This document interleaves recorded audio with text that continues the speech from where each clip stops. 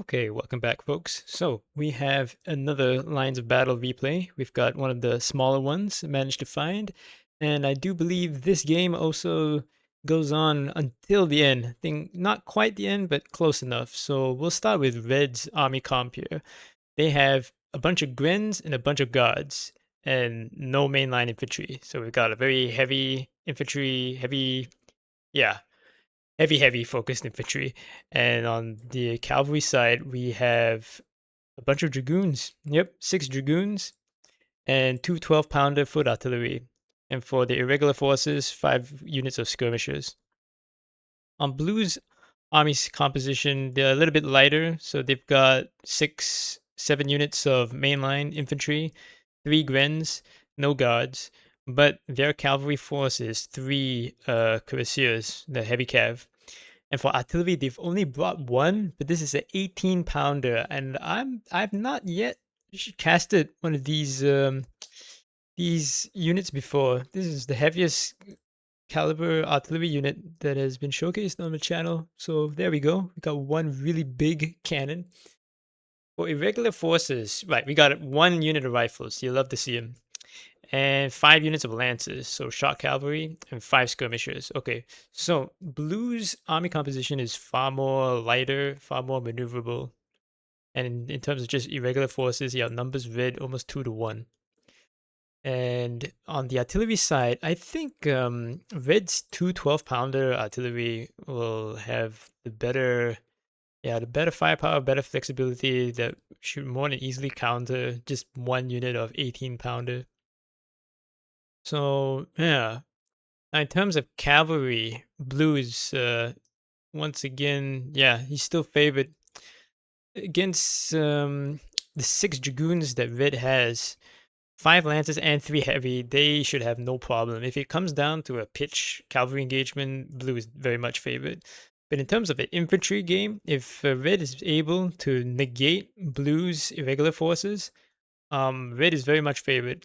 Now, looking at the map, I reckon that red is in the better position here, just on terrain alone. Now, in terms of victory point placement, I still don't quite understand. I've casted about like 5 of these replays for Lines of Battle, and there's usually like one side that is heavily favored in the victory points. I think there's only been one map which I've showcased so far where it looked to me that it was like almost dead even. But majority of the times it usually looks like one player is very much favored in just the position alone. Like right here, this middle victory point, that's heavily favored in blue's favor. It's not only just closer to his deployment zone, but it's right next to 2 patches of forest which are even closer to blue's deployment zone. So blue can just put lines of infantry or skirmishers into these forests, and he'd very easily hold on to this victory point. Now there is slight elevation going on here, but it's still very slight. It's enough to break line of sight, so any maneuvers that go on behind on this side here, blue is not going to be able to see. Well, either player is actually not going to be able to see on either side respectively unless they've got scouts deployed on the ridges here. But it's not like a major elevation advantage. If red pushes all the way up here to the center line, I don't think it's enough of a positional and geographic advantage to negate the way that it's favored in blue's position here. I really don't. Now, for the left and right most VPs, let's take a look at the left side. This one, okay, this one looks a little bit more favorable. The patch of forest that's covering it is right next to it on the side. Deployment of roads. There's a bridge here and here. That should be enough room for red to funnel forces in on the other side of this riverbank. But no, because like unless red deploys along this side, and I'm not too sure how big the deployment zone is, blue still seems favored on this side. He can just deploy it on the far left here, and he doesn't need to do any crossing or maneuvers to get around to that. Now the rightmost VP seems a little bit more favored to red just because of this patch of forest here. If he can get up to here quick enough, gets line of sight down on this angle here, um, Yeah, he ought to be all right. And since he has two artillery pieces to blue's one, I think he might be able to make some plays on that right side there. Yeah. So we shall see. We shall see. So on to deployments. Okay, we're gonna go down. Yeah, we'll run it at 1 time speed, and then when we get into combat, we'll slow it down. So in terms of deployment, wow. Okay, blue is heavily favored his right flank here. He stacked up his heavy cav, his grens, and 3 of his mainline infantry. He's keeping 4 in reserve. And as for his artillery, he just kept it in the middle. Yep, fine, fair enough. He's just got, once again, this one big artillery piece. If he tries to deploy it on any of the major flanks, if anything happens, if red is able to, maneuver himself around after detecting blue's army composition, it would be very difficult for him to really get much play out of it if red, maneuvers properly. He's arrayed his irregular forces out in front, evenly spread out his shot cav, his skirmishers and rifles, heavily favoring the right flank here as well. Okay, so we're gonna see a bigger push on this right flank. Okay, let's see how that goes. Red has gone for, yeah, he's gone for asymmetric army deployment. He stacked his artillery on the right flank. His infantry is all up in column formation in the center. Now, this is something that happened in the previous replay that I showcased. The previous one or the one before that. We did have a player, well, actually, no, we did have both sides not go into column formation. And as far as I know, going into column formation makes it easier to rapidly maneuver your infantry forces. So Red's gone and done that. He's keeping his dragoons on the left flank here all stacked up. And he's spread out his skirmishers. And he's got one set of skirmishers, 2 skirmisher units off on the right flank there. So if they're able to detect Blue's deployment, and assuming he continues going on to the right here, Red is actually in a very good opening position here. Pressure on the left side with his cavalry. If he can maintain his force concentration on that one side, that'll be an interesting game. Okay, nope, too fast. We will just go down to 0.5 from the get-go. Okay, skirmishers are going forwards, play around with the fog of war. Okay, so this is what blue is seeing right now. No detection whatsoever, except for this one skirmisher unit on the right. What does red see? Nope. Okay, so we're still very much in the scouting phase. Let's stick with blue's deployment here for a little bit. Still only that one detection. Okay, yeah, so it's just still this one skirmisher unit that's detected. Oh, okay, maybe I need to double click every time. Okay, red has already detected blue's artillery. And you can see, but of course he doesn't have the full picture. For all he knows, there might be another 2 more batteries or something. But he has detected the 18-pounder right in the center here. Now, just looking at the lines of sight, yeah, as I said before, the elevation here in the center is cutting up the main lines of sight for both armies here. It really is going to come down to who can win the opening scouting game here. And then, assuming they know how to adapt accordingly to the enemy's army composition, it looks like it will be a fair game. Yeah. Okay, hang on. Let's switch back around. Okay, so blue is now detected the cavalry coming in on the left side here. Now he doesn't know how much cavalry red has. It now has detected one of his artillery pieces as well. So red has gone for the heights, and blue has gone for the forest and wooded patch area, the cover basically. So yeah, is red's artillery gonna be enough to really force any units that are going to get further deployed up into these forests? I think I don't think so. I really don't think so. Unless he gets it up in the point blank range and then hits them, which will be risky. Hmm. We'll just have to see. There is a way Red can do this. If he can pressure with his cavalry on the left side here, force an engagement on the left flank, split Blue's attention, then, if he focuses his artillery down into the forest here, I think then he might have a very good position to push and get the middle VP. But yeah, okay. So despite blue deploying very heavily on the right, he did not push it. He's playing it very conservatively. I think he just wants to get a feel for red's army composition and deployment before he makes a move.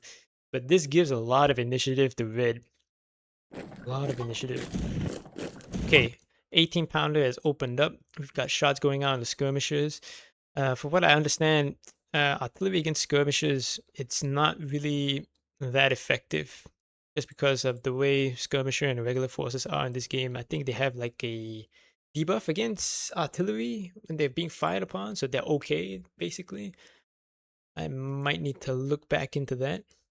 But looking at Fog of War, yeah, still hasn't quite detected the main core of Red's army. But Red, because he's gone for the heights already, he already has actually a pretty good picture of Blue's deployment and army composition. Okay, let's see. What is he going to do with this information here? He has withdrawn the left flank. Artillery is now putting pressure on the cavalry, which is a much better way to do that instead of going for the skirmishers. But I assume that's because at that point in that turn, that was all that Blue could see. Might as well start, slinging shots. But we have the question of ammunition. That is a mechanic in the game. Can he really afford to be wasting shots in skirmishes? Well, we're about to find out, I suppose. Red is now shifted his column off. They're still in column formation, so they're all pointed off to the right side here. And they're all pointed down to the right flank. Okay. Blue can now detect the head of the main column of the infantry on Red's side. Yeah, no, Red still has a pretty good picture. Okay. Right, the artillery forced cavalry on the left side out. Skirmishers and rifles now engaged. Okay, we have counter battery fire. So blue has line of sight on red's artillery that's right on the ridge here. And yeah, he's immediately just gone for counter battery. And yeah, okay. Blue has now a pretty good idea of red's army composition. He's identified most of his army, and he now has a very good idea of the disposition. Okay. Red is heavily maneuvering off to the right flank. The left flank was the one that was more open, especially for the cavalry maneuvers. But no, he has opted not to do that. He's got another plan in mind. Okay, let's see how this goes. Blue has a sizable reserve force. He's mixed it up. One shock cav, three heavy, and the three grins, all in the back on the right side here. And Red actually see that. Yeah, you can see the head of that column of the reserve forces. Hmm. And he's gonna go right into that side. That's interesting. That's an interesting move. Right. The artillery is taking a lot. The organization is now down by almost a third. Skirmishers are actually right out in front now. Red has not done a really good job of doing any proper screening on the ridge line here. I don't think he was expecting blue to go up the ridge.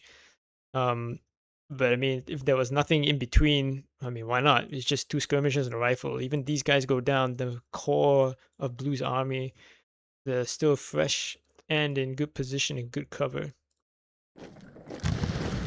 Okay. There we go.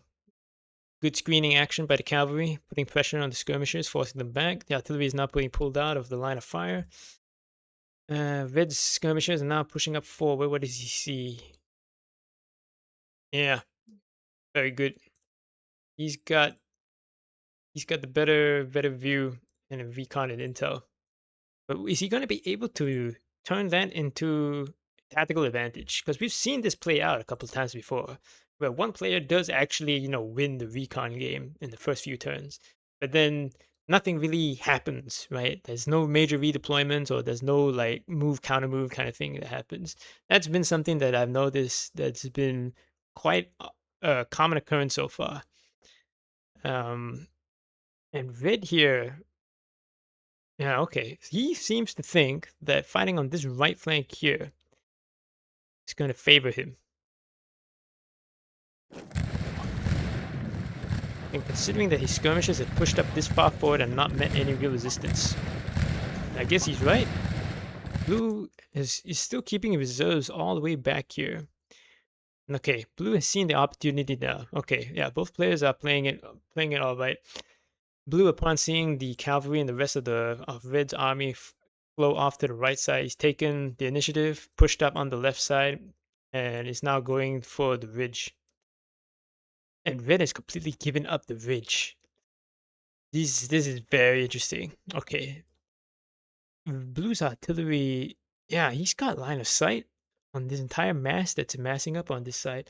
But in doing this right, red has completely given up these 3 victory points. Actually, 4. Correction. Neither side has actually capped anything on the left side. He's given up a lot, like almost 3 quarters of the map to blue. All blue really needs to do is just keep red contained and cap the points on the left side here, and he'll be fine. Well, we are, however, only at turn 8 out of 36, so there's still plenty of time for red to do some moves. I reckon he's got something up his sleeve here. Okay. Major engagement now. Yep. The 18-pounder's been constantly pounding. This 12-pounder is already at half org. That's very good. Yep, forcing him back. Red has not gotten actually any real good plays out of his artillery. Okay, blue has seized the heights. He's deployed in battle line, and then now they're going in down. They've got the height advantage. Red has gone into line formation with his grenadiers. We have the cavalry being kept on the reserve here, and blue's main reserve force still has not moved 1 inch. Okay. All right. Here's interesting. So these bigger victory point stars, if one player captures this point, it automatically wins the game for them. However, it takes a longer time to capture one of these major victory points. So blue isn't at any risk of immediately losing the game. And he's got his reserves all the way here. But if they still just sit there and not do anything, then red just walks in and wins the game. I highly doubt he's going to let that happen. So there we go. Cap is started. So we're down to 0.25. Okay, yeah, no, blue still completely ignores the victory points. We're just going for the pitch battle. All right, fine. If both players want to play that game, fine. Makes for good content.